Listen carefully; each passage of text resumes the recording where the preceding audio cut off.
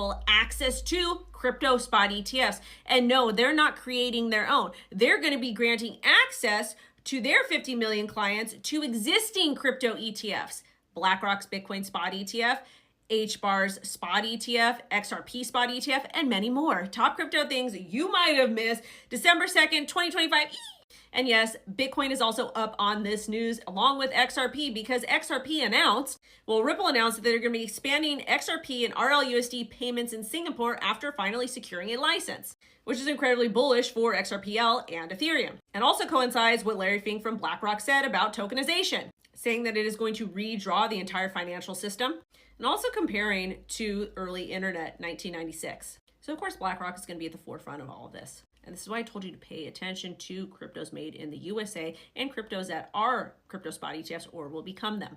Primarily ones that focus on AI, DeFi, and RWAs, aka Hedera, and many others. Because Bank of America just came out and greenlit wealth advisors to recommend up to 4% of Bitcoin allocations to their investments. And that will eventually spill over to crypto ETFs.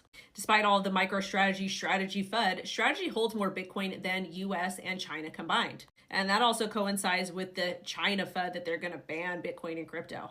Don't believe everything you see on the internet, and as always, continue to fact check me. I think strategy will be just fine despite all the FUD from JP Morgan. But again, we don't know for sure. But there's a lot of ways you can get creative with Bitcoin as an asset.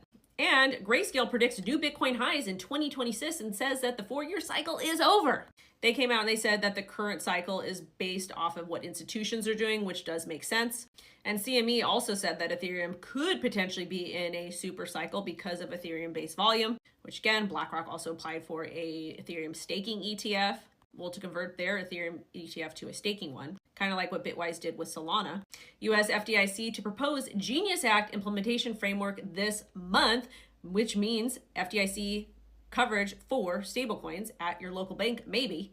Which also coincides with current SEC Chair Paul Atkins saying that an innovation exemption for crypto firms is coming in about a month. And he also said he's restoring US capital markets to their founding principles. Higher.